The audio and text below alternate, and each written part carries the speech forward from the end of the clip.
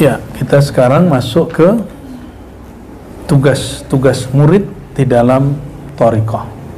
Kalau di kitab Al-Inbah halaman 22, Imam Ibn Arabi menyebutkan sekitar 12. Ya, 12. Ini ada beberapa fasal kita loncat. Tidak masalah karena satu fasalnya berdiri sendiri. Seperti hikam. Jadi seandainya dimajukan, dimundurkan tidak ada masalah.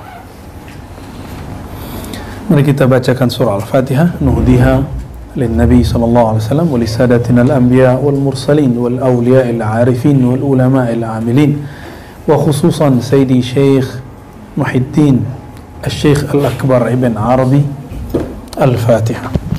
Bismillahirrahmanirrahim. Ya kanam dia nasin. Ya Rabb.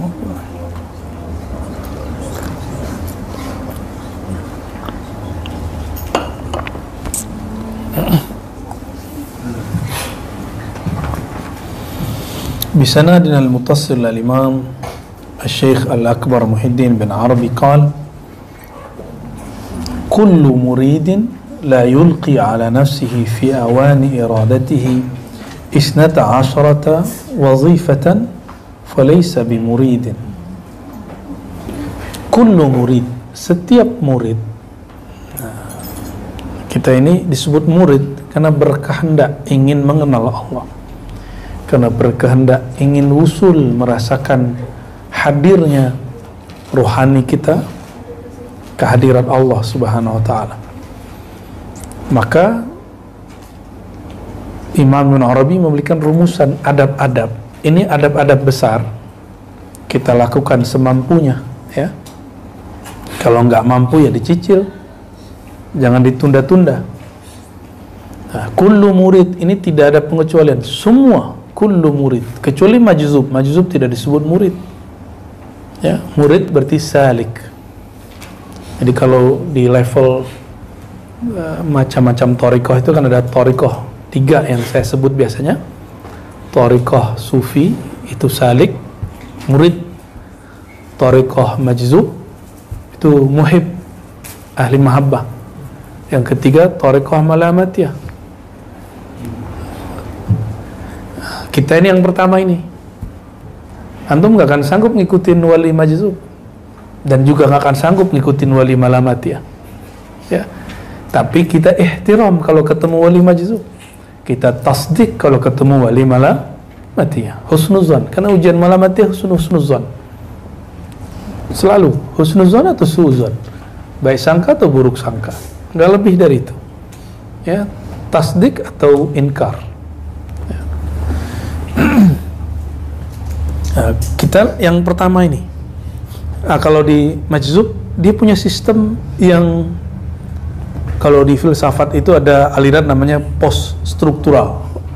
Jadi dia nggak mau ngikut program, di jalannya jalan sendiri. Dia nggak ada rambu-rambu dia. Itu majzub sama malamat itu nggak ada rambu-rambu. Mereka tidak pernah ingkar syariat, tapi jangan antum berharap melihat mereka mengamalkan syariat, kecuali mereka lagi halnya sufi. Majzub, orang majzub gimana mau? Majzub kan urfi anhul qalam. Majzub itu ada orang mabuk 70 kali lipat dari majzub, daripada sakr, orang mabuk. Kalau malamatiyah, dia mabuknya disimpan di bagian paling dalam hatinya, aslinya dia mabuk, tapi Allah beri kemampuan kepadanya menahan mabuknya. Nah, itulah Nabi SAW menyisakan sedikit itu, tapi Nabi nggak sampai malamatiyah karena beliau lebih kuat. Maka beliau mengatakan syayyabatni Hudun wa akhwatuha. Hud wa akhwatuha. Ada hadis begitu? Hadis sahih, ada di Bukhari, kesingat saya.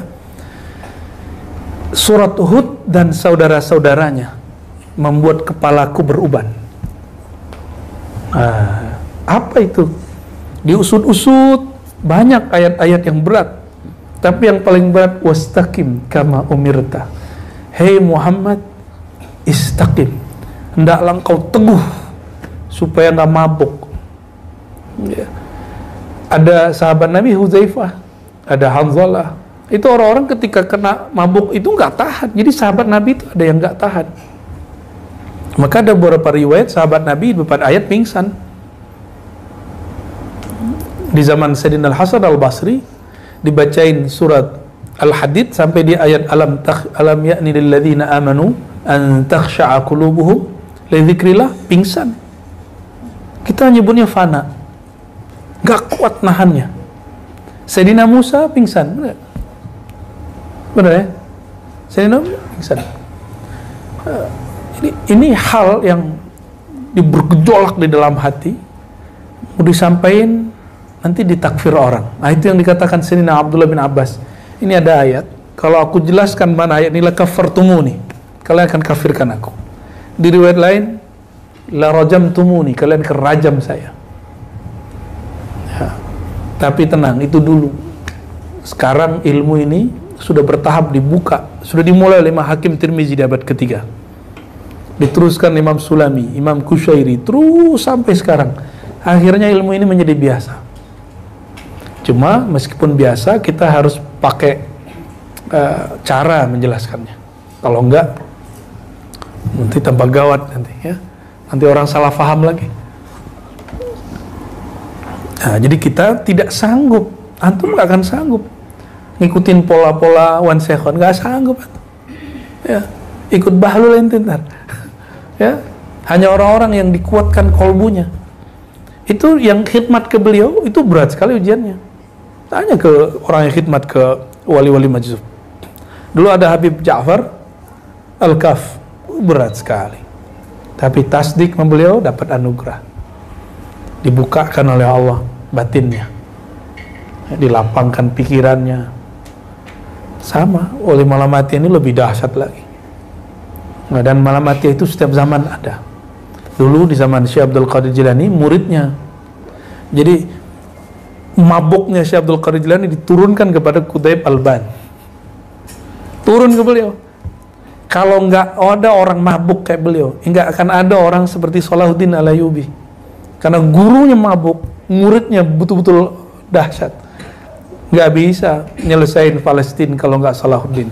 Siapa gurunya, mursyidnya? Quthaib Alban. Jadi kalau ada orang hari ini jualan khilafah, tapi jauh daripada nur ilmu asrar ini, ilmu tasawuf, saya meragukan dia. Ya. Salahuddin Al-Ayyubi kemudian mengambil alih Al-Azhar tanpa perang, tanpa darah. Tuh, kalau udah dapat nur kewalian. Padahal sebelum itu Salahuddin Al-Ayyubi masih perang saudara dengan teman-temannya. Perang sama ini, perang. Ketemu Quthaib Alban, nggak ada, aman. Dibersih nama Quthaib Alban. Quthaib Alban, jangan antum harap ketemu dia lagi sholat. Dia nggak ingkar sholat. Dia di dalam begitu itu ingat Allah. Antum di dalam sholat lupa Allah. Tuh, gimana? Yang belagu sosok pinter sholat. Kita ini baru latihan sholat. Ya, kita ini baru bener-bener latihan, belum bener-bener sholat. Ya. Tanyalah antum ke guru-guru ya, salam. Ya, tanya ke kawan-kawan kita, apakah dia benar-benar sholat? Kan hakikatus sholat, aqimis sholata li dzikri. Apa benar sudah mendirikan sholat dengan zikrullah? Kan belum. Saya masih meragukan ini.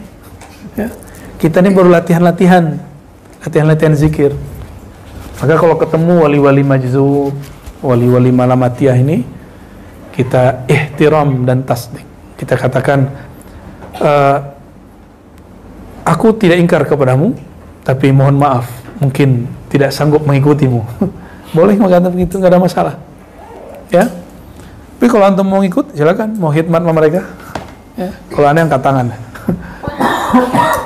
Nah, kita khidmatnya di bidang lain.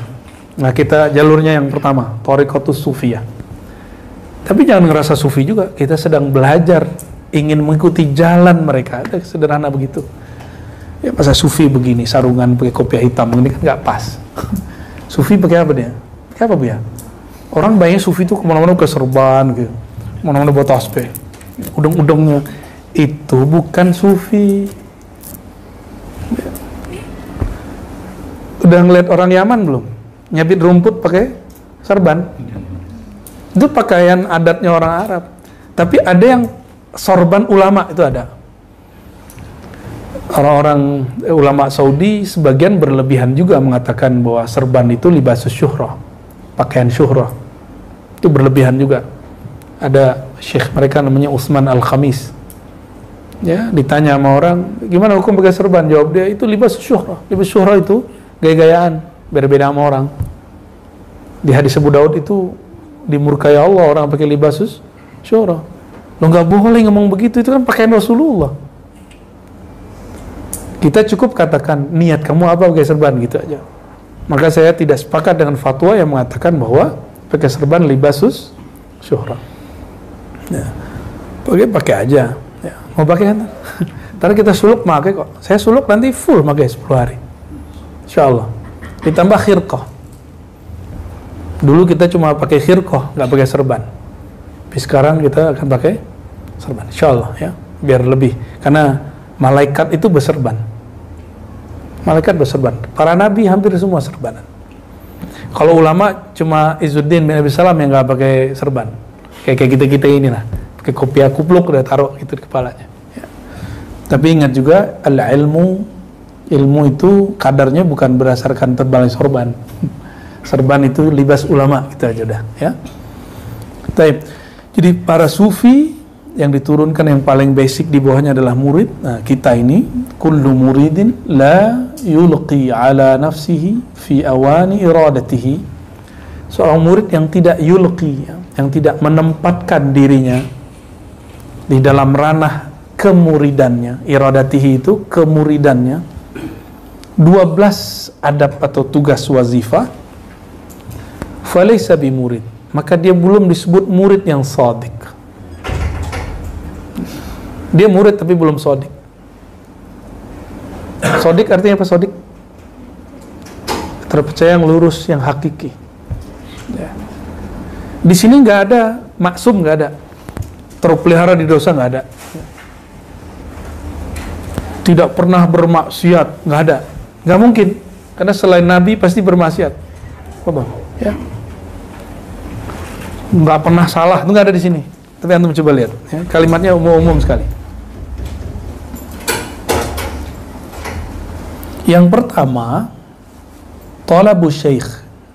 Ini nanti bisa kita ringkas ya. Ini kan jadi 12, tenang, ntar amanah jadi 4. Ya, di rukhsah nanti insyaallah. Ini standar Imam Ibn Arabi. Jadi sufi. Baru murid belum sufi. Pertama, talabus syekh wa ihtiramuhu idza wajada.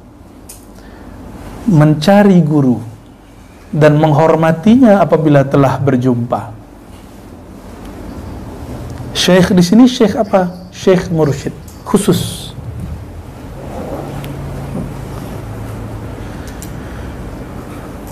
Belajarlah cara ihtiram kepada para santri. Nah, di sini kan ada beberapa teman antum yang santri. Tanya adab santri ke dia. Ya, yang tahu adab tuh santri biasanya. Ya.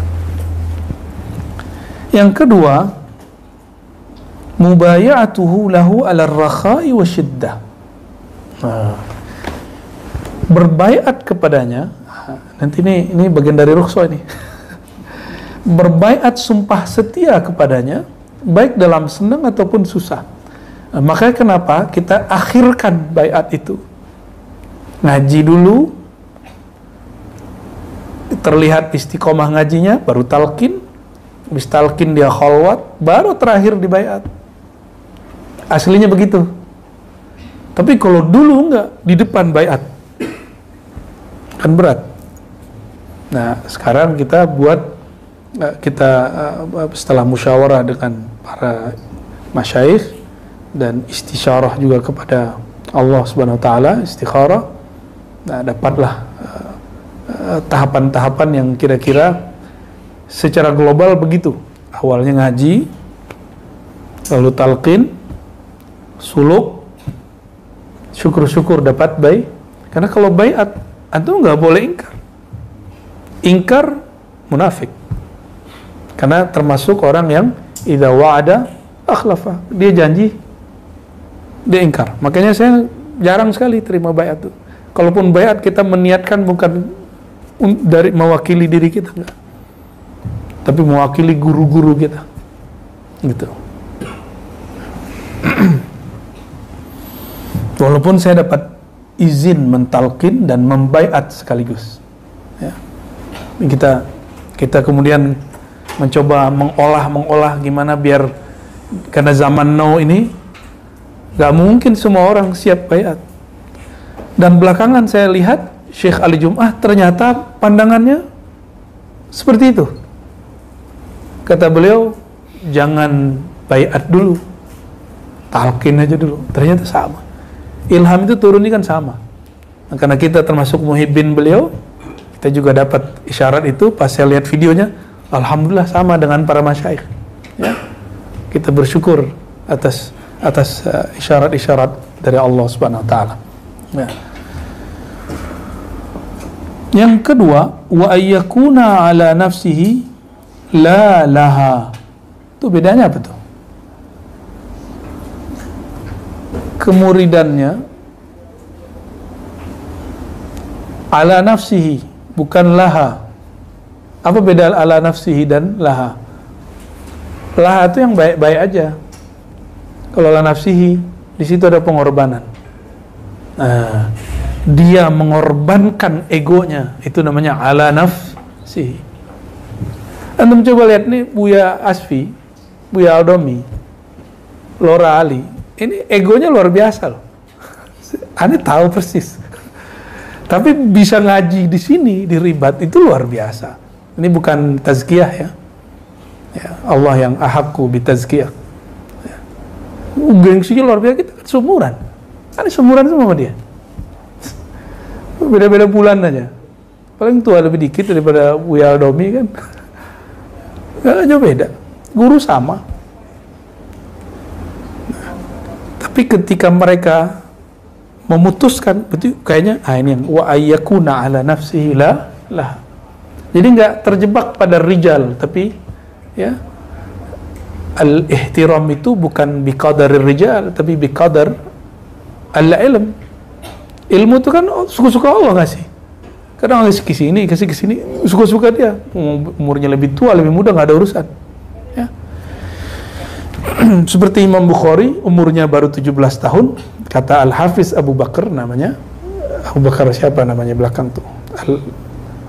Al-Harawi Pak Al-Maruzi. Bukhari itu ustazuna. Kalau hafalan kami salah, dia yang benerin. Yang ngomong umurnya 40, 50-an. Itu terjadi. Jadi dari setiap masa itu ada orang-orang yang seumuran, yang lebih muda, Allah takdirkan lebih tua. Ya. Lihat aja main-mainnya mereka. Apa seumuran dia ada main-main begitu kan? Nggak ada. Lebih tua dari umur. Ya. Misalnya pegang-pegang tasbih kan umur 40, 50 ya kan? Kayak umur dari itu cocok tuh dah. Ya. Tapi ada orang yang di dalam kemudaan dia matang. Daripada tua childish, mending muda ente ketuaan. Itu lebih baik. Nanti teman-temannya akan ngomong, gak asik deh sama kamu. Nah itu mulai berhasil tuh. Sama kamu kok gak asik sih? Ngobrol kok gak nyambung? Kita bingung sendiri kok gak nyambung. Nanti orang-orang yang diberikan anugerah nur oleh Allah, itu dia lebih senang sepi. Dan dia tidak merasa kesepian. Yang merasa sepi itu orang-orang yang kalbunya gak ada nurnya. Gelap. Ramai aja masih sulit. Gimana kalau sendiri? Nah ini ya ala nafsihi, ya. Semoga Allah betul-betul bimbing nafsiyah kita ini. Amin ya rabbal alamin, ya. Ini Lora Ali. Ane dulu kok ngajar pakai besar diajak mulu sama dia. Padahal murid kita kan. Nah, biasanya kalau murid nggak mau disebut murid, nyebutnya itu kakak kelas saya. Ya. Cuma lihat nanti satu alma mater sama saya yang pernah saya ajar. Dia nggak, nafsiyahnya masih main. Atau saya nih diajar sama kakak kelas. Nafsiyah saya main. Saya nggak bilang dia guru saya bilang dia apa? Kakak kelasku. Jadi kalau saya tuh main nafsiyah sama kakak kelas yang udah ngajar, saya nyebutnya apa? Itu kakak kelasku.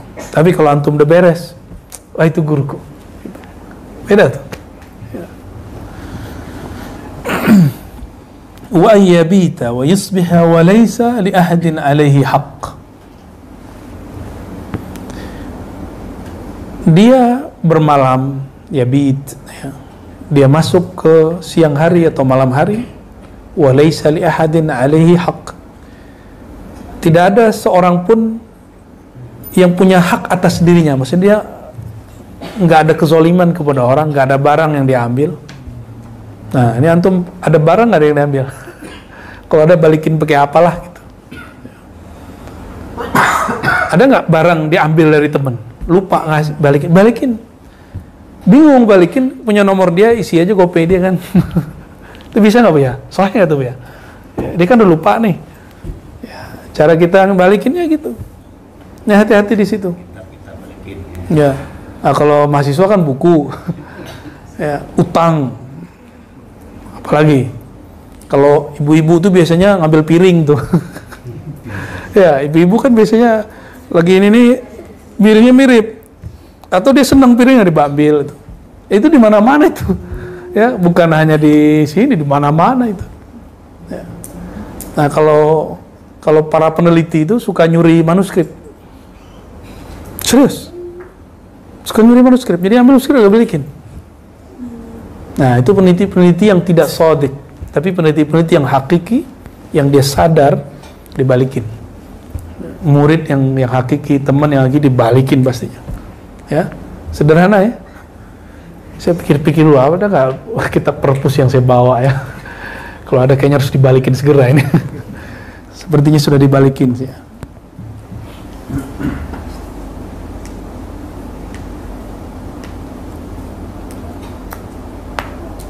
Wa khidmatul ikhwan. Nah, yang nomor 4 ini lazim, tidak bisa ditawar-tawar. Nomor 5, ini usaha. Berkhidmat kepada saudara. Bukan guru dulu, saudara dulu. Teman ngaji. Mulai-mulai ngidangin air tuh. Kalau dia datang mempersilakan, mulai. Kalau ada makanan kita dahuluin dia. Nah, itu namanya khidmatul ikhwan. Kapan orang mau berkhidmat? Kalau dalam dirinya nafsiyahnya sudah beres, dia menganggap dirinya tidak lebih tinggi dari di sampingnya, baru dia mau khidmat. Kenapa orang kemudian tidak ada masalah khidmat kepada guru? Karena memang guru dianggapnya lebih tinggi. Tapi ada masalah ketika khidmat kepada ikhwan. Kenapa? Dia merasa dirinya lebih tinggi atau setara.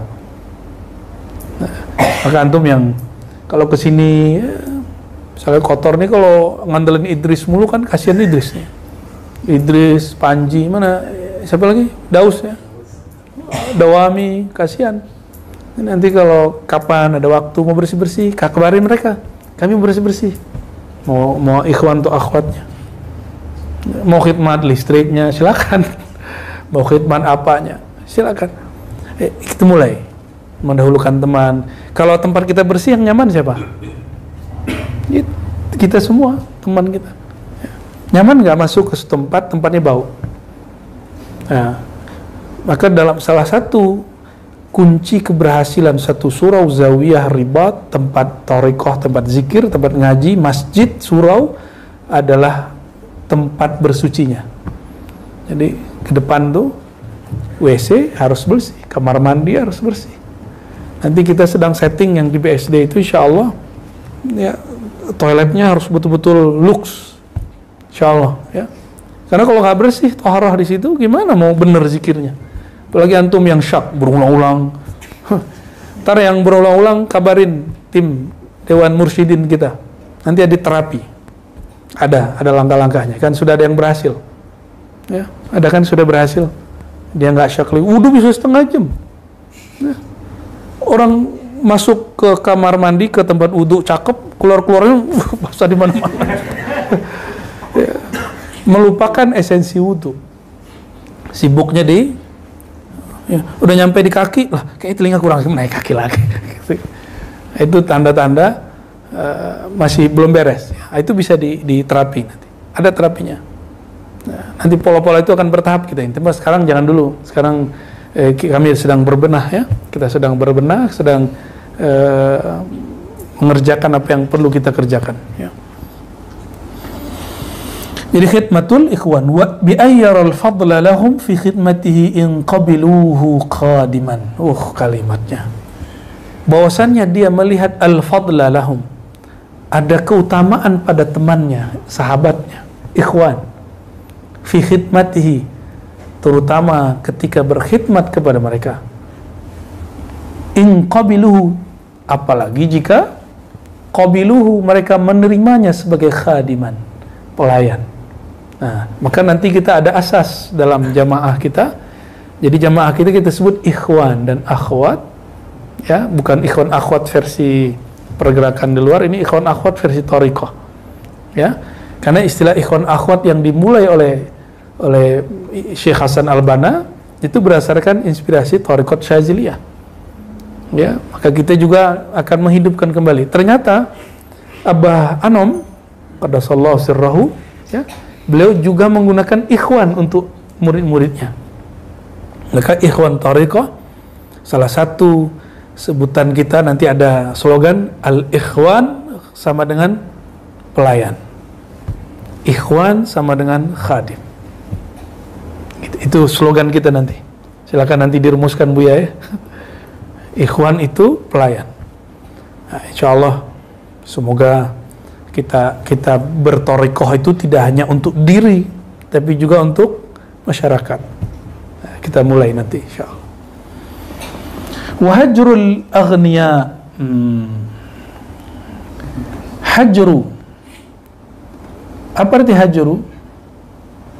Ayyahjura akhahu fawqa salasi ayyam, kan itu ada hadisnya.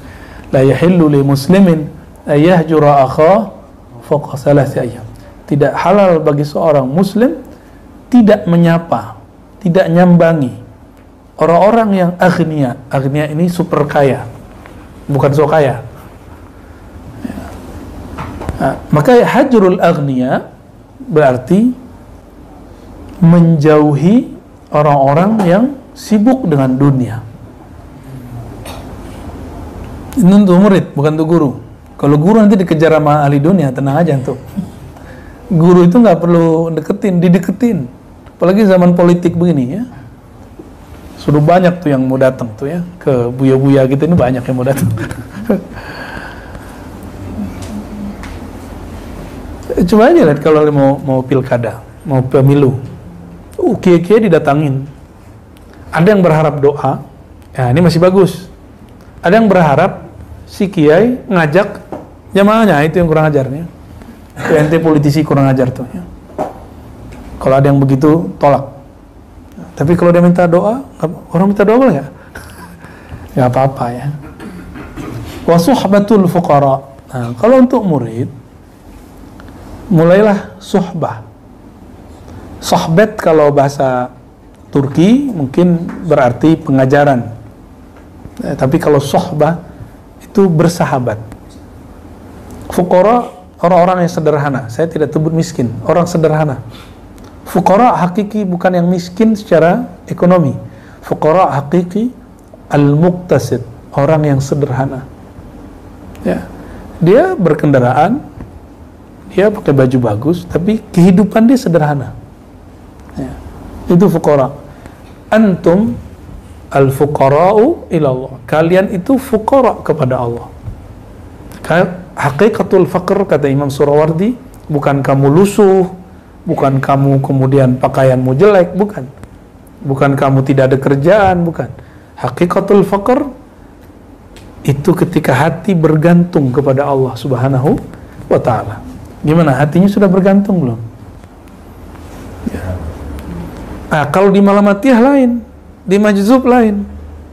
Majzub Malamatiyah, itu antum kayak mungkin ujiannya dibalik. Ini kan murid. Kalau di Malamatiyah bukan hajrul aghniya, deketin, perotin kalau bisa. Karena itu cara tarbiyah mereka kepada aghniya. Seperti Sidi Ali Al-Khawas ditemui oleh Imam Sya'rani, apa yang kejadian? Itu semua kitabmu, asetmu, satu kitab itu sama dengan sekian emas. Suruh bakar, suruh jual. Jual, duitnya bagi-bagi. Bagi ke siapa? Kepada fuqara. Fuqara itu muridnya Ali Al-Khawas semua, baginya ke dia, mereka-mereka juga. Karena Sidi Syekh Ali Al-Khawas termasuk wali Malamatiyah. Enggak disebut di sananya Khidriyah. Di kitabnya disebut Khidriyah. Karena beliau mengatakan akhadtu an Al-Khidr alaihissalam mubashar. Aku ngambil langsung dari Sayyidina Al-Khidr.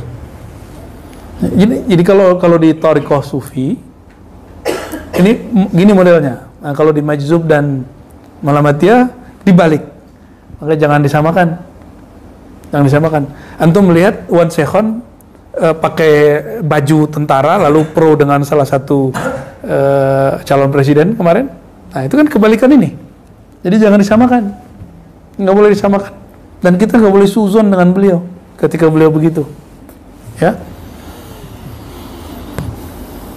Wal mubadaratu wal imtithal lima ya'murunahu bihi min aghradihim. Ya, himnya kepada fuqara.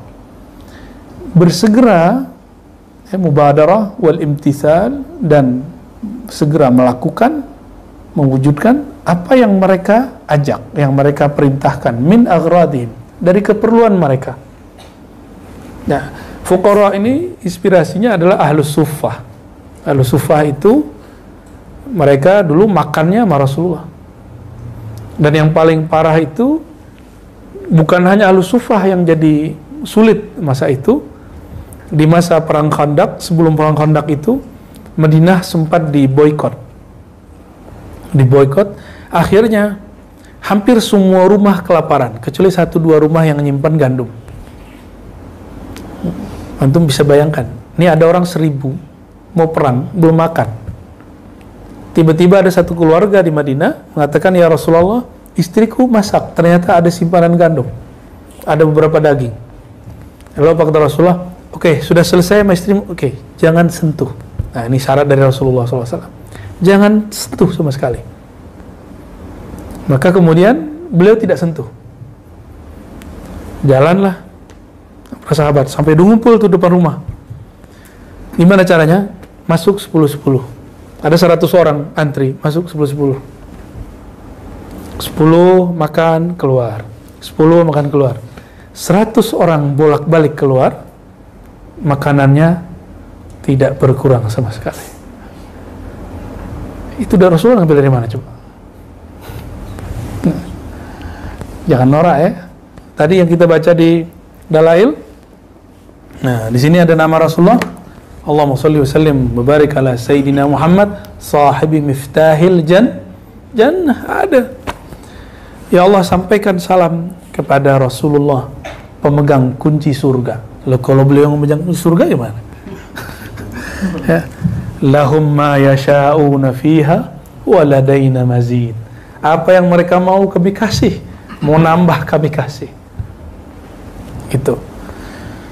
Tapi Rasulullah SAW tidak boleh melakukan itu setiap hari, karena itu melanggar sunnatullah. Dia boleh hanya melakukan ketika genting. Ya. Coba Nabi kalau tiap hari gitu gimana? Disembah orang nggak? Ngelewatin Nabi Isa. Ya.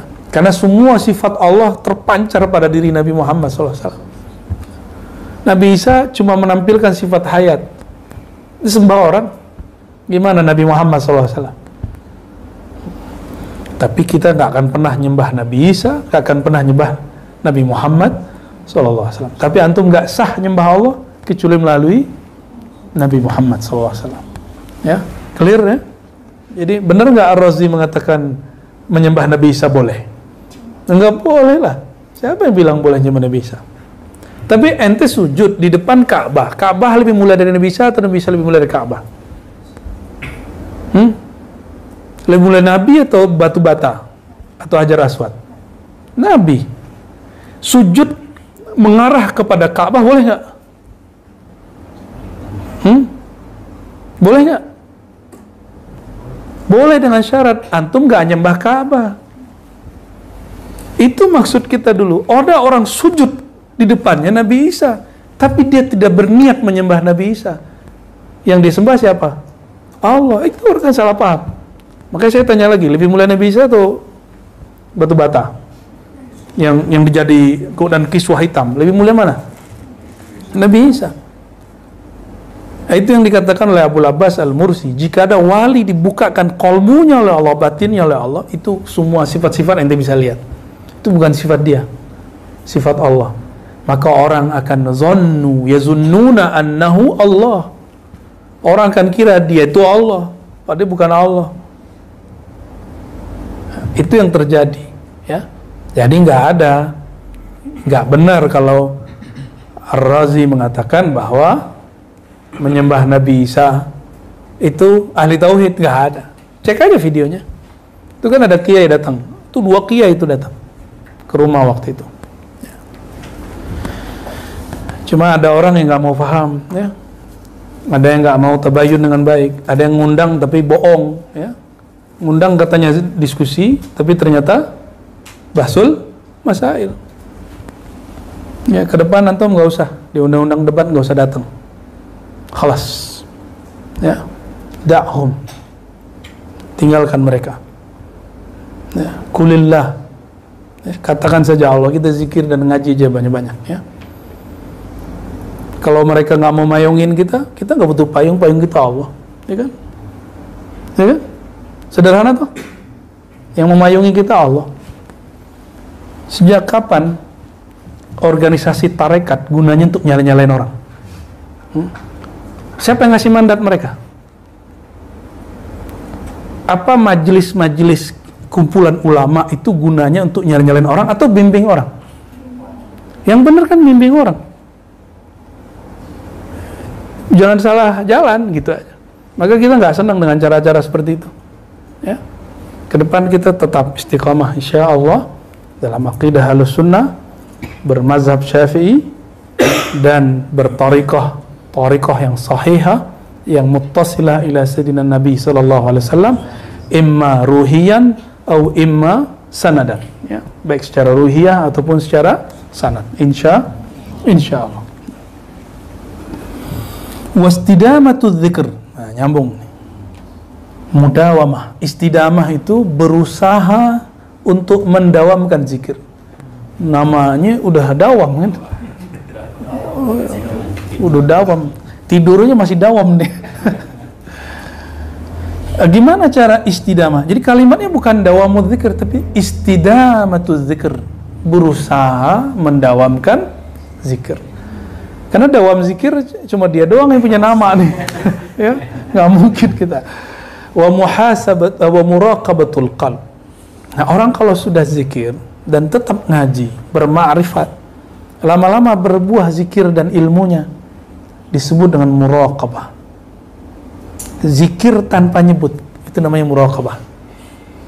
Paling basic itu cukup ingat nama, disebut wukuf qalbi atau wukuf mutlak atau muraqabatul wukuf.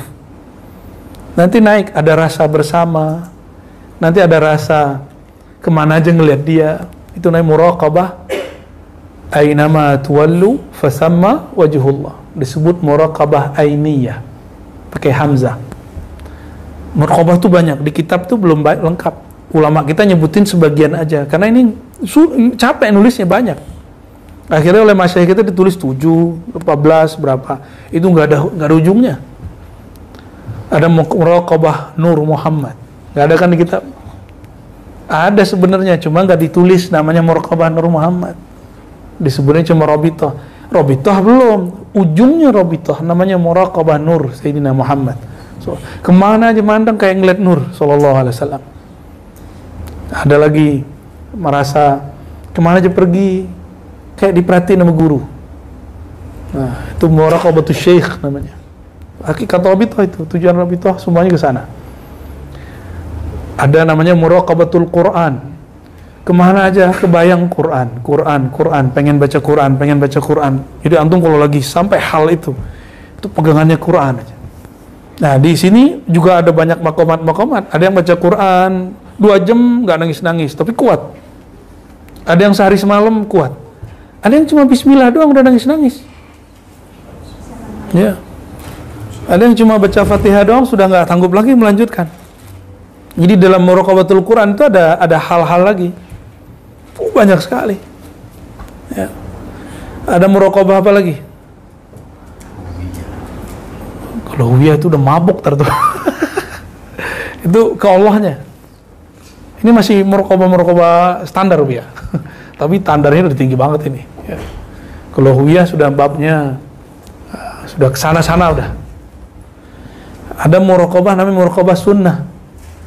Kayaknya pengen ngamalin sunnah aja. Nanti ada yang akan ngalamin itu. Dan itu tidak mungkin kalau nggak ngaji hadis. Jadi zikir riyadhah dengan apa?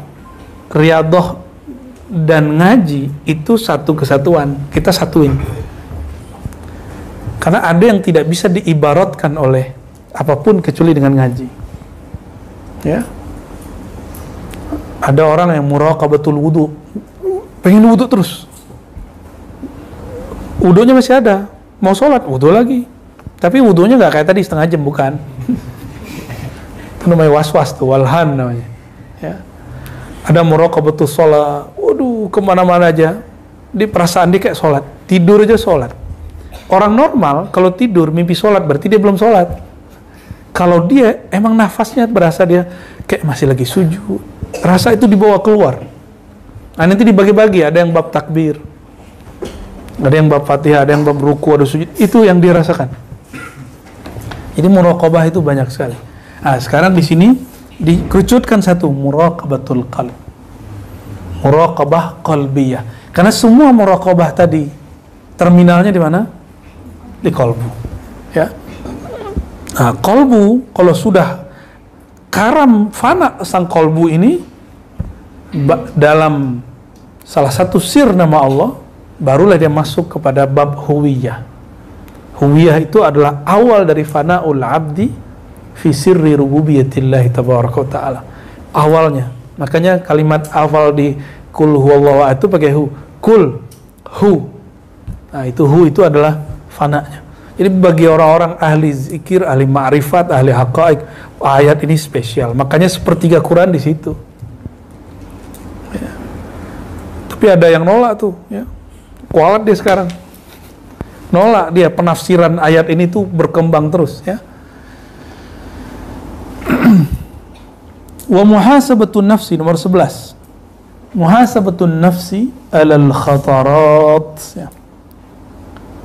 Ini tariqahnya Al-Imam Al-Muhasibi, ya. Beliau ini dia muhasabah nafas. Ini bisa nafas, bisa nafsi, ya. Kalau kita artikan nafsi ke jiwa, bahasa kerennya Lora, introspeksi, kayaknya ribet banget ya. Kita nggak usah pakai bahasa gitu deh, ya. Ya. Menimbang-nimbang, menghitung-hitung kelemahan diri alal khatarat, ketika terjadi bisikan-bisikan, lintasan. Khatarat jamak dari khatarah, artinya lintasan, lintasan rohani, lintasan batin, lintasan pikiran. Hati-hati itu. Lintasan akal bisa benar, bisa salah. Benarnya jika ada dalil. Lintasan nafs pasti salah. Lintasan kolbu sawab. Lintasan ruh al-haq. Itu dia bedanya. Karena la salba fir ruh, tidak ada yang negatif pada ruh. Ruhani dia sudah steril dari apapun. Maka tidak ada hijab pada ruh, tidak ada syahwat yang negatif pada ruh. Ruhani itu sudah bening dia. Tapi siapa yang begitu? Hanya Rasulullah SAW. Kita belum sampai. Kita sedang belajar-belajar ke arah sana. Dan gerbangnya cuma qalbu. Babul qalbi al-aql. Babnya qalbu akal. Babur ruh al-qalb. Bab masuk ke dalam ruh itu benerin qalbu. Itu. Maka muhasabatun nafsi 'alal khatarat itu dilakukan dengan zikir astaghfirullah yang rutin. Maka tadi kita jadikan kayak ratib.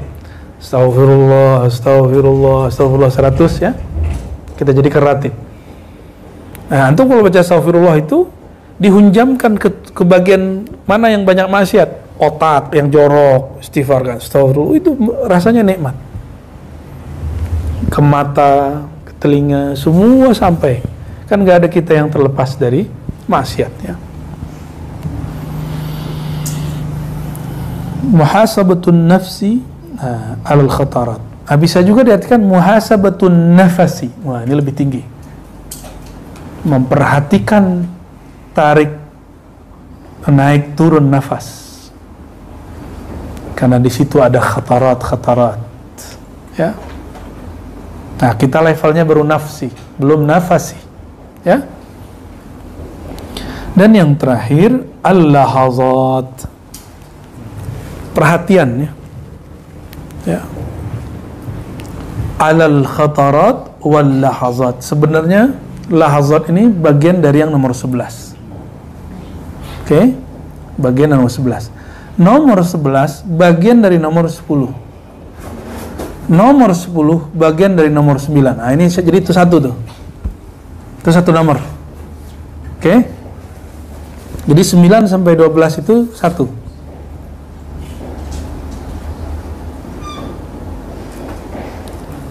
5 sampai 8 itu satu. Karena dia amal sosial. Khidmatul ikhwan, hajrul aghnia, subatul fuqara, mubadharah lima yamuruna bihi min aghradihim, itu amal sosial. Nah, itu boleh disebut adab ijtimai, adab bersosial, adab bermasyarakat, adab sesama murid. Selama ini itu belajar adab ke guru. Kapan belajar adab sesama murid? Nah, nanti saya request ke Buya Aldomi, kalau ada waktu bacakan di Tanwirul Qulub tentang adab ma'al ikhwan ya.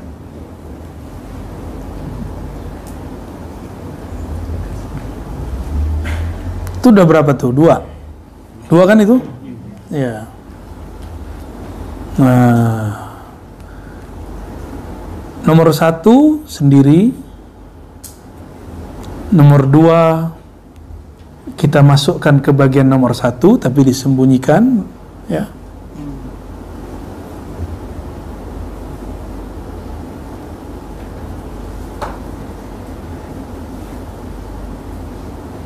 Termasuk nomor 3 itu bagian adab kepada guru itu. Nah, nomor 4 sendiri boleh diartikan salamatuz zahir wal batin ya. Jadi tidak punya hutang lahir dan batin. Nomor itu jadi 4 nggak? Bener nggak? Tuh jadi 4. Alhamdulillah. Jadi mudah kan? Tadi kalau 12 panjang bener ya. Jadi kalau diringkas, cari guru, hormati dia, ikutin. Nah, baiat nanti terserah beliau. Ya. Dahulukan beliau, bukan diri kita. Ya, nomor 3 masuk ke situ. Nah, yang nomor 4 di situ jadi nomor 2. Ayyabita yusbih wa laysa li ahadin alaihi haq. Jadi dia tidak punya hutang zahir dan batin kepada manusia. Ya. Baru yang ketiga amal sosial, terutama ibda biman ta'ul, ya sesama teman ikhwan dulu. Yang ketiga baru masuk ke kolbu. Jadi puncak keempatnya masuk kepada bab kolbu. Benar nggak? Keempatnya baru kolbu. Fa in waffa al-muridu bihadhihi al-wazaifi falyubashshar bi khairin. Kalau sang murid sudah mengerjakan 12 yang kemudian dibagi 3 jadi 4 itu, maka falyubashshar bi khairin, maka berikanlah dia kabar gembira bahwa dia sudah melakukan hal yang baik. Wa illam yafi falyanzur li nafsihi kaifa yusallihuha. Kalau belum, berusahalah ya. Insyaallah ini masih dalam sisi manusiawi.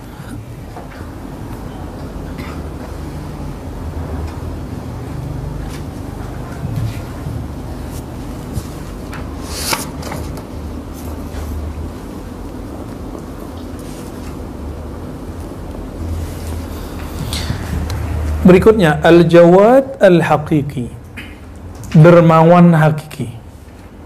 Siapakah yang disebut orang pemurah, suka berbagi? Selain yang dimaksud berbagi itu suka berbagi duit, berbagi makanan, berbagi apapun. Laisal jawad man jada bimalihi lal fuqara. Ini yang antum yang suka memberi orang. Ini coba lihat. Kita itu belum seberapa berdermawan dibandingkan siapa? Tidaklah yang disebut dermawan itu orang yang berbagi hartanya kepada fakir miskin. Innamal jawad man jada binafsi ala ilm wa man lakaha iya. Al-jawad itu orang yang dermawan untuk dirinya. Gimana? Agar memberikan ilmu untuk dirinya. Wa man lakaha iya. Lalu mengamalkannya sehingga ilmu itu menjadi miliknya. Ini level 1, harus ditambahin, kan belum ditambahin di sini. Ya, wasani, ilmu itu dapatnya dari siapa? Muallim. Jadi antum memberi hak kepada diri untuk dapat ilmu, itu baru dermawan hakiki. Dan mungkin nggak begitu kalau nggak ada guru. Maka aksarun nas jadan atau ajwadul jawad, ya. Orang yang paling jawad itu guru yang memasukkan ilmu itu ke dalam qalbu antum. Dia itu lebih pemurah, lebih dermawan daripada orang kaya manapun. Karena dia ngaji bertahun-tahun, dia kholwat bertahun-tahun, dia zikir bertahun-tahun, khidmat ke gurunya bertahun-tahun, berkorban dalam perjuangan thariqahnya, zikirnya, ahlus sunnahnya bertahun-tahun. Terus dia berbagi dan gratis. Ya kan? Nah, orang-orang seperti ini antum harus kemudian ta'zimi. Dialah orang yang dermawan hakiki. Jadi kalau membantu pergerakan mereka, jangan hitung-hitungan. Saya udah bantu sekian, ya, biasa aja, ya. Karena dia adalah orang yang dermawan hakiki. Dan dia bisa begitu kenapa? Karena gurunya. Gurunya kenapa? Karena Rasulullah SAW, aksarun nas, ya, yang paling jawad. Rasulullah itu kalau sudah dapat, keluarnya seperti angin. Jadi rumah itu kan ada pintunya. Dalam ilmu juga begitu. Terus kenapa ada orang hari ini pelit-pelit sama ilmu?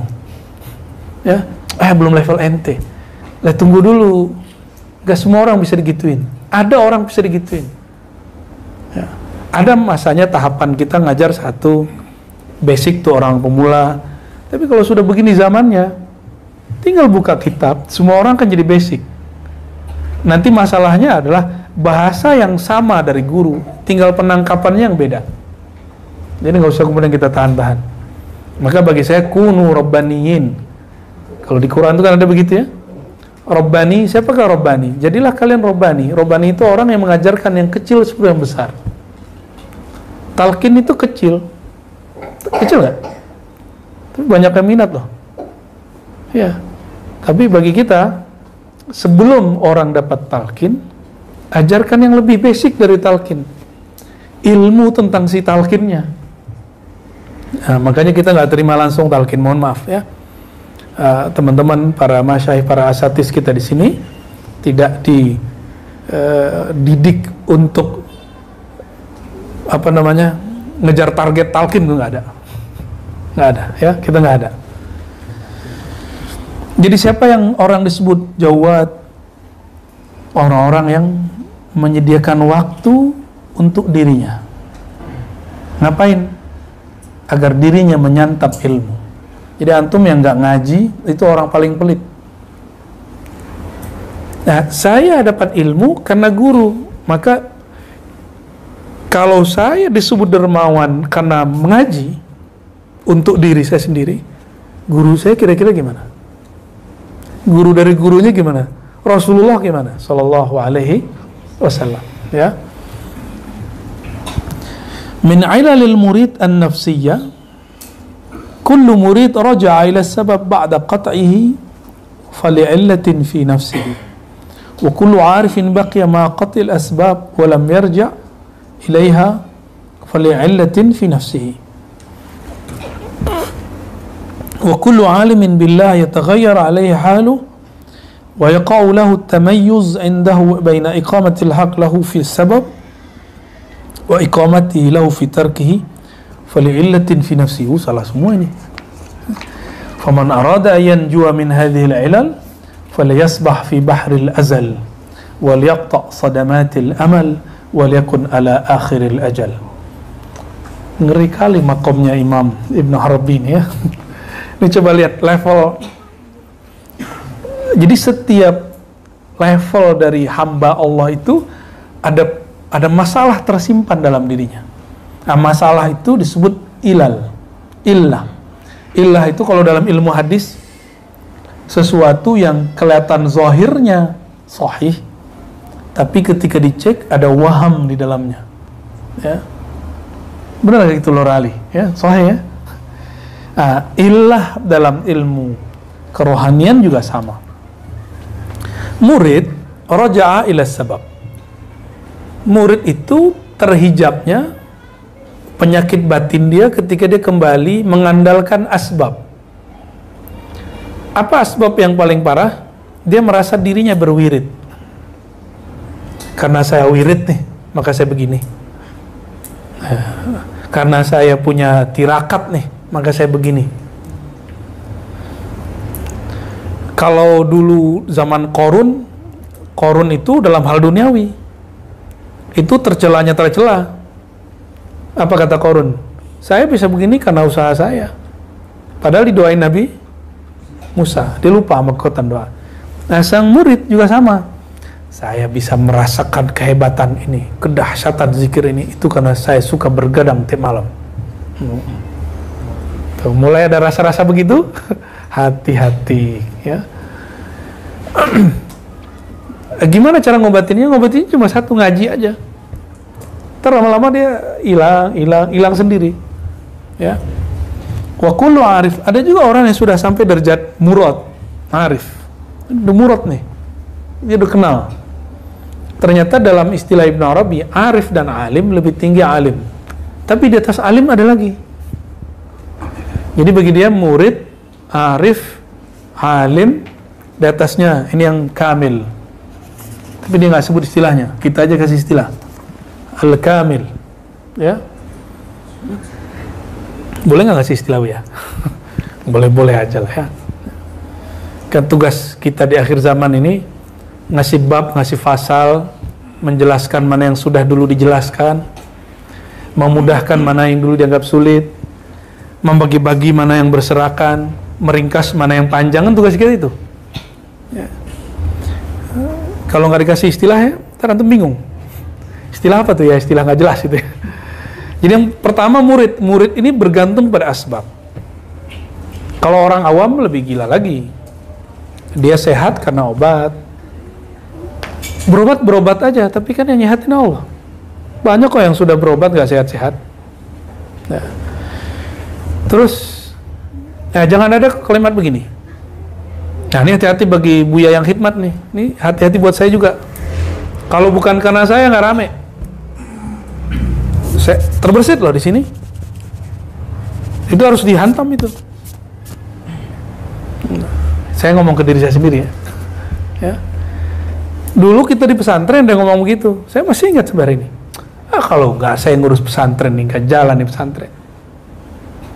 Kita lagi khidmat tuh. Ada yang ngomong begitu. Nah, itu dia kena. Dia guru, tapi level rohaninya murid. Nah, kalau arif, terjebaknya nanti di apa? Di Jabariyah. Wa kullu arifin baqiya ma'a qat'il asbab wa lam yarja' ilaiha fali'illatin fi nafsi. Setiap arif itu, dia tidak bergantung lagi pada asbab. Nggak ada itu. Akhirnya jadi apa? Fatalis. Ya, jadi fatalis. Loh, kenapa sepi Buya? Kita tawakal aja, ngaji lah. Loh, ternyata nggak ada yang nge-share hari ini ya. Itu contoh. Nge-share itu bagian daripada antum bukan Jabariyah. Gitu, itu contohnya. Ngasih tahu orang gitu. Ya, sakit nih. Saya sudah pasrah kepada Allah. Ya. Padahal penyakitnya masih bisa diobatin. Yang nggak bisa diobatin itu penyakit haram namanya. Pakai H. Penyakit tua. Baru dia ngomong, saya nggak tahu penyakit saya apa. Itu orang-orang umur 60-an, 70-an, 80-an tuh udah gak bisa apa-apain tuh. Umur-umur begini, ngomong begitu ya, salam. Ya. Itu namanya fatalis. Ngerti secara teoritis, tapi nggak bisa menerapkannya. Karena pernah sekali mungkin sembuh tanpa obat. Lalu mempraktekkan ke semua hal. Ruqyah dan doa itu hanya mengobati mindset. Yang menjadi penyebab penyakit itu salah satunya mindset. Tapi dia kan punya cabang. Kalau sudah potong depannya, antum harus cabut. Nah, nyabutnya pakai obat. Jadi mindsetnya dibenerin. Itu gunanya doa dan ruqyah. Jadi kalau ada guru ustadz menyembuhkan dengan ruqyah, itu hanya menyembuhkan mindsetnya. Sedangkan penyakit yang furuk yang di situ di badan dia belum sembuh. Itu sebabnya kalau ada orang kena jamur udah dikasih salep kan sembuh nih hari ini, besok berair lagi kakinya, tangannya, gatal lagi nggak? Kenapa? Dia berhenti ngasih obat. Nah, jadi kita tidak boleh berhenti pada bab ini Jabariyah. Sufi itu Ahlus Sunnah, tidak Jabariyah. Ahlus Sunnah ini jelas, tidak Jabariyah, tidak Qadariyah, tidak fatalisme, tidak juga free will, sok-sok berkuasa. Ya. Di UIN itu kan dulu ada Prof. Harun Nasution. Ya, saya dapat kabar dari murid-muridnya, beliau kan pengen punya anak, tapi belum Allah kasih, nggak tahu terakhir dapat anak atau tidak. Apa katanya? Keceplosan. Mungkin ini sudah takdir saya. Padahal beliau anti sama takdir. Gak percaya takdir. Takdir kita yang buat. Tuh, itu kualat yang indah tuh ya. Seorang profesor akhirnya menerima bab takdir. Dan terakhir kita dengar beliau dekat dengan Abah Anom. Ada bukunya, dia meneliti tentang TKN Tariqat Qadiriyah wan Naqsyabandiyah.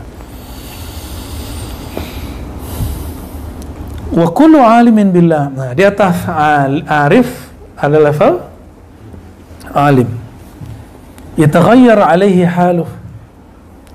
Berubah lagi. Wa yaqa' lahu tamayyuz indahu baina iqamati al-haqq lahu fi sabab wa iqamatihi lahu fi tarkihi. Nah, orang alim billah ini merasa dirinya mampu mengatakan, sadar, sekarang saya sedang pada bab takdir, sekarang saya pada bab kasab, usaha. Itu dia. Merasa dirinya ahli, bisa memilah kapan yang kasab, kapan yang tawakal. Merasa diri ahli. Itu orang alim tuh. Itu hijab fil illatin fi tafsih. Itu juga penyakit yang menghijab dirinya. Tuh, merasa bisa itu loh bahaya. Ya. Jadi ketika saya ngomong, kita ini kan Ahlus Sunnah, ini kadang-kadang kita terhijab loh. Ya, kita ini kan Ahlus Sunnah. Pasti benar, belum tentu juga. Ahlus Sunnahnya benar, antumnya belum tentu benar menerapkan Ahlus Sunnahnya. Ya kan? Kita ini kan Thariqat, Syazili, Naqsyabandi. Iya, itu Thariqatnya benar, tapi pengamalan antum kan belum tentu benar. Gitu. Faman arada yanjua min hadhihi al-ilal, kalau orang yang kamil, siapa yang ingin sampai kepada kesempurnaan, falyasbah fi bahril azal, maka berenanglah pada lautan ilmu azaliyahnya Allah. Wal yaqta' sadamatil amal, putuslah semua angan-angannya. Wal yakun ala akhiril ajal, serahkan saja kepada waktunya. Nah, ini bukan fatalisme, tapi dia bergerak dengan ilmu azaliyah Allah. Maka orang ini nggak pernah kaget. Apa yang terjadi? Sedihnya sedih manusiawi, tapi di batinnya biasa aja. Bisa nggak begitu? Berusaha. Ya, kan sekarang masih murid dulu. Siapa tahu besok naik jadi arif. Siapa tahu kapan lagi Allah angkat jadi alim billah. Siapa tahu Allah kamilkan. Dan siapa yang dapat menyempurnakan kita? La haula wala, ini rahasia nomor 4. La haula wala quwata illa billah. Siapa yang memahami sir la haula wala quwata illa billah, dia masuk kepada kamil mukammil. Walaupun itu bukan makom dia, tapi misalnya makom gurunya, guru dari gurunya, dia akan ikut sertakan insya Allah. Ya, minimal masuk mindset benernya sedikit udah oke. Saya mau tanya mantuk, Allah itu berubah-ubah nggak? Allah berubah-ubah nggak? Yang kenceng dong. Pengetahuan Allah berubah nggak? Tadi kita di rumah, sekarang pindah sini. Apakah Allah berubah pengetahuannya? Antum tadi di rumah dengan di sini? Beneran? Yang berubah itu makhluk. Khalik nggak berubah. Nah, la haula wala quwata illa billah itu fokusnya itu adalah billahnya. Yang dipandang Allahnya. Nggak ada urusan dengan kasab, nggak ada urusan dengan tawakalnya.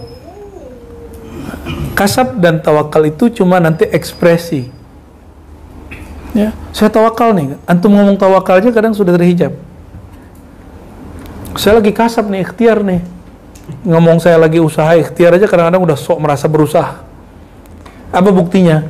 Sudah ketemu belum ada orang ngomong gini, saya kan sudah usaha kok begini-gini aja. Tuh, orang yang bahaya tuh. Katanya kalau tawakal Allah langsung urus. Saya udah tawakal kok, nggak diberesin sama Allah. Emang Allah siapamu? Mak ommu. Kan nggak begitu. Nah, terakhir. Wa qala al-abdu abdun nadamu abdu nadami al-abidu abdu nadami wal muridu abdu niqami wasyakiru abdu ni'ami wasabiru abdu kilami. Ya, kilam itu sakit ya. Wal arifu abdu himami al alim abdu nurihi wa zulami wal hakimu abdul hakim abdu hikami wa abdullahi qalil laysa li wujudihi sabil. Insyaallah Imam Ibn Arabi. Orang kayak gini kok disebut sesat ya sama Ibnu Taimiyah ya. Orang sedahsyat ini pembicaraannya. Selurus ini kaidah yang dia tulis tentang bab kewalian. Ini bab kewalian ini. Siapa yang disebut hamba? Hamba itu abdu nadami. Hamba yang menghambakan diri terhadap penyesalannya. Jadi antum kalau menyesali sesuatu, itu namanya sisi kehambaan. Wal murid abdu niqami. Sedangkan murid itu hamba daripada nikomnya Allah. Apa arti nikom? Pembalasan. Ya, apakah pembalasan? Kalau nikom itu biasanya negatif ya. Hamba yang khawatir terhadap pembalasan buruknya Allah. Sedangkan abid tadi hamba yang dia memperhatikan nanti penyesalan dia apa. Maka al-abid itu makamnya taubah. Kalau al-murid makamnya khauf. Wasyakir abdu ni'ami. Orang bersyukur tapi syukurnya belum syukurnya Abdullah. Masih syukurun ni'am, belum syukurul mun'im. Dia baru bersyukur nikmat. Jadi kalau nikmat nambah, tambah syukurnya. Belum mensyukuri yang memberi nikmat. Kalau antum sudah mensyukuri yang memberi nikmat, mau sedikit terasa besar. Tapi kalau mensyukuri nikmat besar pun terasa sedikit. Sama orang berkeluarga, berteman. Kalau melihat kebaikan temannya, bukan teman yang dilihat. Nah, nanti dilihat berapa pemberiannya. Maka suami istri itu, istri misalnya mengatakan ke suaminya, kamu itu belum ngasih aku apa-apa. Nah, itu dia berarti dia melihat pemberian. Padahal dia bisa bersama kekasihnya itu udah cukup. Kalau emang dia cinta sih. Pernah dengar gak ada orang ngomong gini ketika diajak nikah terus pasangannya takut? Aku belum punya apa-apa Neng gitu. Apa kata si Neng? Mas, ya benar gitu gak? Yang penting sama kamu, walaupun makannya pakai tempe. Yang penting hidup sama kamu, walaupun hidupnya ala kadarnya. Ada orang ngomong begitu?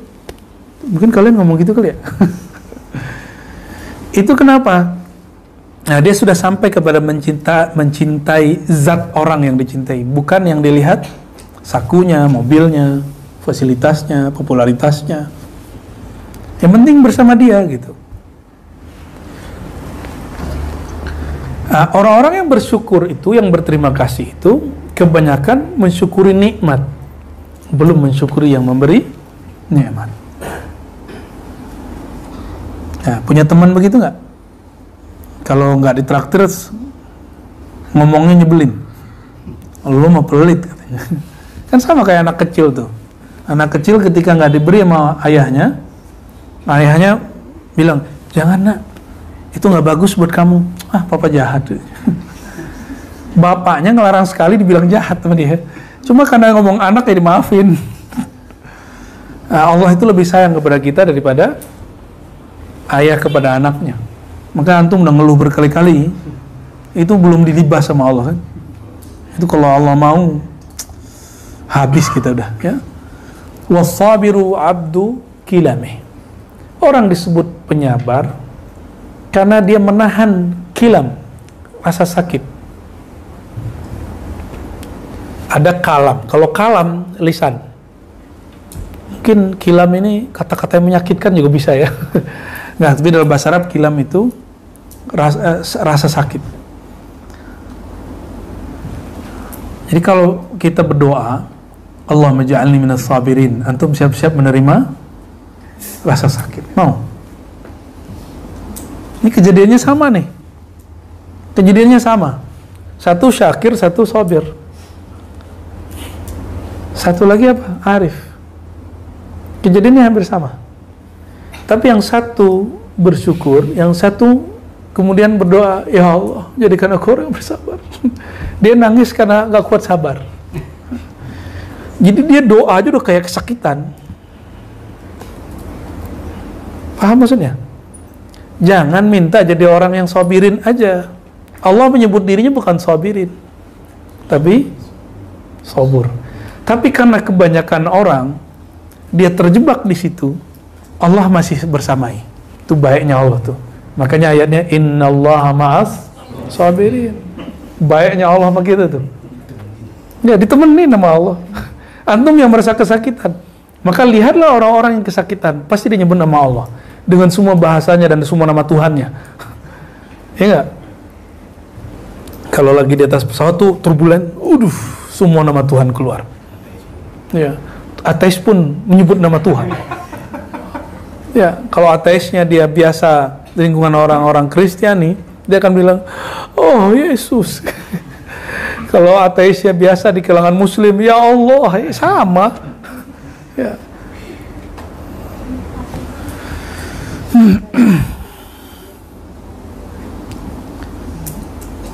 Yang berikutnya adalah arif. Arif ini abdu himami. Dia hamba dari himamnya, keinginan-keinginannya. Itu himam. Ingin makom ini, ingin makom itu. Makanya belum dikasih makomnya kepada si arif ini. Kenapa? Karena dia bersyahwat terhadap makomat. Ya. Al-alim abdu nurihi wa zulmi. Lain dengan alim. Alim ini hamba cahaya dan gelapnya. Maka ujian orang alim itu hujjah kesolehan dan kehinaan maksiat yang bergelimang pada diri orang yang dicurigai wali. Ini wali nih, kayak Qutb Alban. Dibilang wali, loh kok kita sholat dia nggak sholat?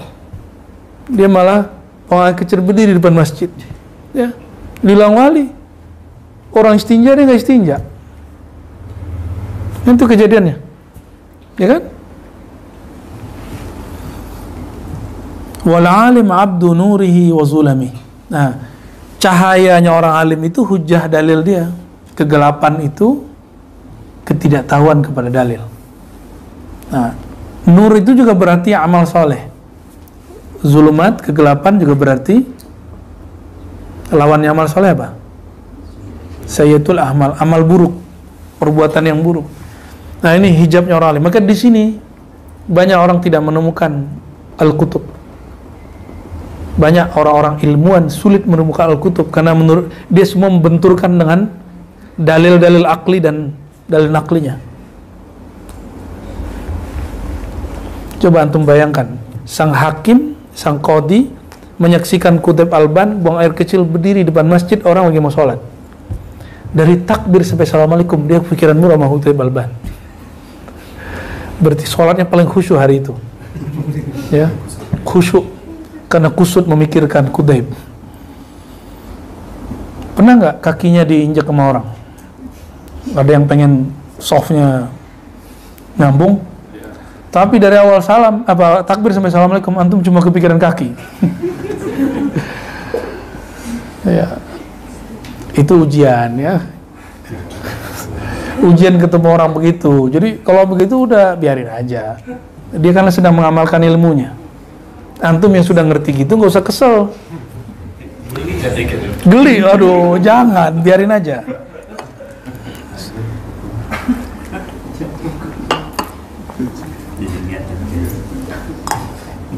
Wal Hakim Abdu Hikami. Nah, ini ujian yang ngajar hikam nih.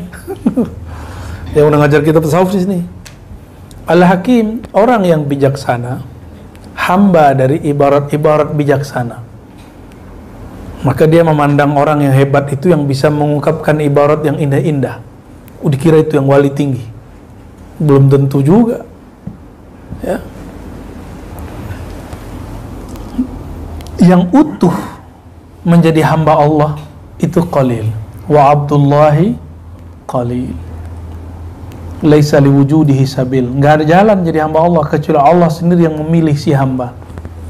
Jadi sekarang lihat aja kita nih yang mana nih? Ya, ya. Kayaknya nggak ada semua ya, Lora Ali ya. Terus kok ada orang jadi panitia kebenaran tuh gimana ceritanya tuh ya? Merasa dirinya paling benar, dia adalah gawang Ahlussunnah, dia adalah dewan yang bisa meluruskan para mursyid, ya salah. Ya. Yang bisa meluruskan, mengawasi semua torikot-torikot. Loh dia siapa? Siapa yang ngasih mandat ya? Rasulullah. Nggak ada. Kita kalau ngikutin kitab ini, kita nggak bisa. Ya. Laisa liwujudihi sabil. Jadi teman-teman, ketika ada antum nanti yang dapat tugas-tugas kerohanian, tugas-tugas thariqah, nggak boleh GR, biasa aja. Ya, biasa aja kita. Kita ini abdun. Semoga kita jadi Abdullah. Itu aja harapannya. Ya. Kebetulan tugasnya lagi jadi alim, nggak apa-apa. Yang penting kita Abdullah. Tapi siapa yang memberikan keabdulan itu? Hanya Allah yang tahu. Oleh karenanya, fala yadda'i ahadun annahu fi hadzal maqam. Enggak boleh seseorang mengatakan saya sampai di maqam itu kecuali dia sedang sakar, dia sedang mabuk. Fa amma bi ni'mati rabbika fahaddits. Baru boleh cerita. Itulah kata Rasulullah SAW. Jadi ketika Rasulullah disebut subhanalladzi asra bi 'abdihi, itu sudah paling tinggi. Nah, minimal katakan ya Rabb, aku belum sanggup menjadi mutlak sebagai abduka ya Rabb ya Allah, tapi ya Allah fashhad, saksikan ya Allah aku mencintai sang Abdullah, baginda Rasulullah sallallahu alaihi wasallam. Itu yang kita kemudian katakan. Kenapa? Al mar'u ma'a man ahabba. Orang itu akan dikumpulkan bersama yang dia cinta. Jadi laisa li wujudi sabil. Hatta Ibnu Arabi mengatakan dirinya nggak sampai di maqam itu. Hatta Syekh Abdul Qadir Jilani mengatakan ana lastu minhum. Abdul Hasan Sajili mengatakan la lastu minhum. Tapi mereka mengatakan sepakat, kami mencintai orang yang engkau sebut Abdullah ya Rabb. Ya. Maka kita juga katakan ya Allah, walaupun kami tidak layak menjadi pecinta beliau, tapi kami berusaha mencintai beliau. Ya. Ala hazinni wa li kulli niyatin salihah. ولأن صلى الله تعالى حبه وحب من يحبه ونسأل الله يرزقنا العمل الذي يبلغنا إلى حبه. الفاتحة. بسم الله. يا مسلم صراط الذين أنعمت عليهم غير المغضوب عليهم ولا الضالين. والحمد لله رب العالمين وصلى الله على سيدنا محمد.